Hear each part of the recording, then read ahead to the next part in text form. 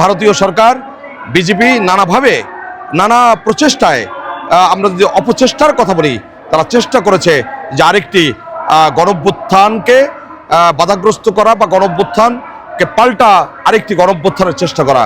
কিন্তু সেক্ষেত্রে বাংলাদেশের যে ছাত্র জনতা এবং সাধারণ মানুষ রাজপথে সচেষ্ট অবস্থায় ছিল। আপনাদের নিশ্চয়ই মনে আছে, তারা এই সচিবালয়কে কেন্দ্র করে এখানে আনসারদের দিয়ে একটু কু করানোর চেষ্টা করেছে, বিচারালয়কে ব্যবহার করে জুডিশিয়াল কু করার চেষ্টা করেছে।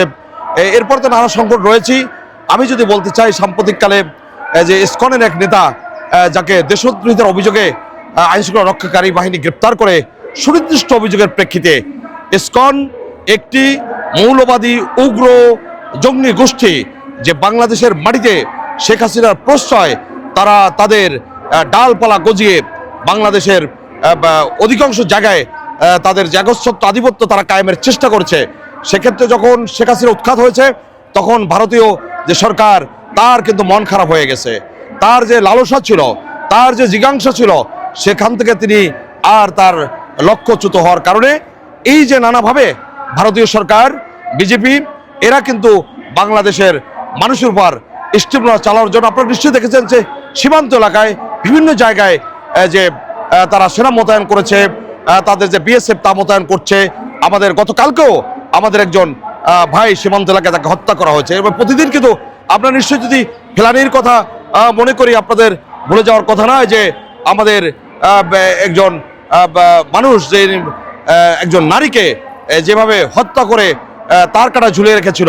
এরকম ভারত কিন্তু এই শেখ হাসিনাকে ব্যবহার করে ভারতীয় আধিপত্যবাদ কায়েমের লক্ষ্যে সব সময়, আমরা ভারতকে বলতে চাই, ভারত আমাদের বন্ধুপ্রতিম রাষ্ট্র। 1971 সালের যে 16 ডিসেম্বর যে স্বাধীনতা সংগ্রামের কথা আমরা বলি, 6 ডিসেম্বর ভারত আমাদের স্বীকৃতি দিয়েছে, আমরা অস্বীকার করি না। কিন্তু ভারত তখন থেকেই মনে করছে পাকিস্তান থেকে যদি আমরা আলাদা হয়ে যাই, তাহলে ছোট্ট একটি বাংলাদেশ হবে, তার 3 দিকে ভারত, একদিকে বঙ্গোপসাগর। অর্থাৎ ভারত মনে করছে বাংলাদেশকে তার মতো ব্যবহার করতে পারবে। এবং এই জন্য পুতুল সরকার দরকার ছিল। সে সরকার ছিল শেখ হাসিনার সরকার, দানবীয় এবং ফেসিবাদ সরকার, ভোটারবিহীন সরকার। দিনের পর রাতে হয়েছে, আমরা যদি বলি নিশি রাতের সরকার। তো আজকে যে কারণে নানা কৌশলে তারা বাংলাদেশের উপরে আঘাত করতে চায়।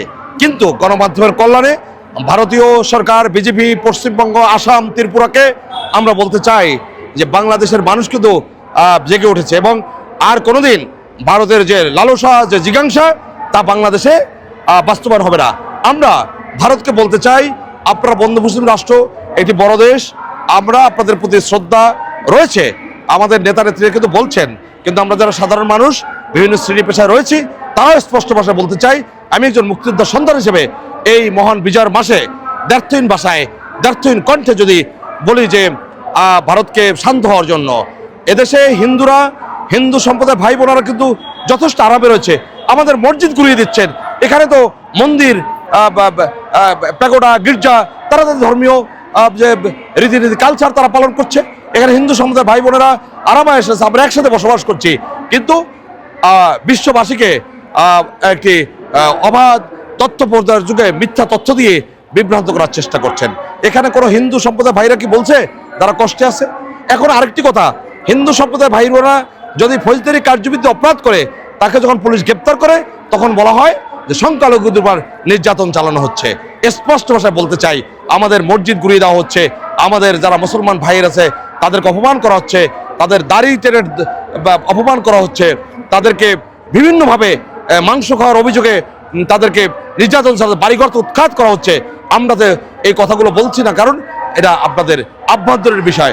আমাদের আভ্যন্তরীণ বিষয় যদি নাক গলানোর চেষ্টা করে, আমরা এই প্রজন্ম সাহসিকতার সাথে ভারতকে জবাব দেব। এবং গত কয়েকদিনে ইসকনের যে অপতৎপরতা, তা কিন্তু অনেকটা আমরা রুখে দিতে সক্ষম হয়েছি।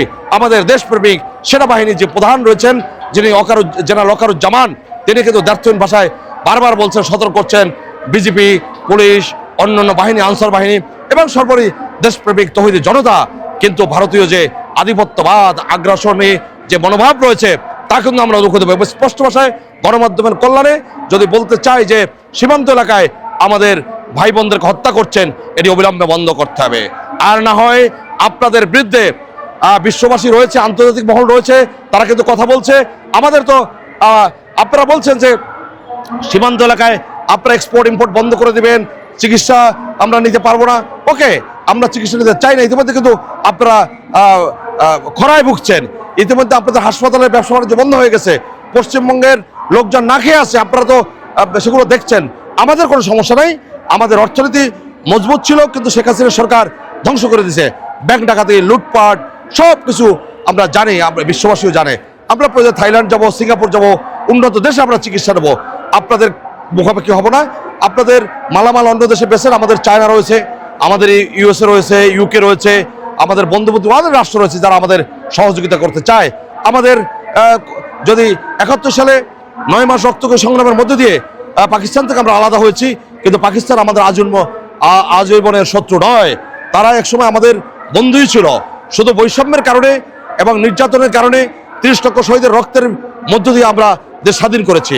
আমরা বলতে চাই সেজন্য পাকিস্তান আমাদের আজীবনের শত্রু নয়। আমি একজন মুক্তিযোদ্ধার সন্তান হিসেবে দ্ব্যর্থহীন ভাষায় আজকে আপনারা যে পরিমাণ 71 সাল থেকে যে পরিমাণ অত্যাচার নির্যাতন করছেন, 3 দিকে ভারত, অন্যদিকে বঙ্গোপসাগর, এটি মাথায় নিয়ে আমাদের উপর অত্যাচার নির্যাতন চালান। আমাদের এদেশের মানুষ আবার স্টিম রোলার চালান, সীমান্তে মানুষ হত্যা করেন, সীমান্তে আপনার ফেন্সিডিল ঢুকিয়ে দিচ্ছেন, সীমান্তে মাদক ঢুকিয়ে দিচ্ছেন, সীমান্তে নানা ধরনের চোরাচালান কারবারি আপনারা ঢুকিয়ে দিচ্ছেন ভয় দেখিয়ে, এবং শেখ হাসিনা সরকারকে ব্যবহার করে আপনারা বাংলাদেশের মানুষ আবার স্টিম রোলার চালিয়েছেন। আমরা বলতে চাই যে রয়ের যে অপতৎপরতা ছিল সেটি বন্ধ হয়েছে, ইসকনের অপতৎপরতা বন্ধ হবে। আর না হয় সর্বোপরি বলি যে এদেশের ছাত্র জনতা, তৌহিদি জনতা আপনাদের অপতৎপরতা রুখে দেবে। আশা করি আপনারা ইতিমধ্যে বাংলাদেশের মানুষের সেন্টিমেন্ট বুঝতে পেরেছেন। সুতরাং আপনারা আপনাদের রাষ্ট্র নিয়ে ভাবেন। ইতিমধ্যে আপনাদের আভ্যন্তরীণ যে গোলযোগ তাও তো প্রকট আকার ধারণ করছে, সেই দিকে আপনারা নজর দিবেন। বাংলাদেশের আভ্যন্তরীণ বিষয় নাক গলানোর চেষ্টা করবেন না। এদেশ 30 লক্ষ শহীদের রক্তের বিনিময়ে অর্জিত বাংলাদেশ। এদেশ সাম্প্রতিককালে 5ই আগস্ট শেখ হাসিনার অত্যাচার নির্যাতনের বিরুদ্ধে আমরা দুঃখে দাঁড়িয়েছি। আমাদের সহস্রাধিক তাজা প্রাণ কিন্তু ঝরে গিয়েছে। আজকে ছাত্র জনতা অনেকেই হাসপাতালে চিকিৎসার অভাবে কাতরাচ্ছে, অনেকের চোখ নেই, পা নেই, তার অঙ্গহানি ঘটেছে, আজীবনের জন্য পঙ্গু হয়ে গেছে। সেদিকে সমবেদনা না জানিয়ে ইসকনকে ব্যবহার করে বাংলাদেশের মাটিতে অশান্তি সৃষ্টি করতে চান।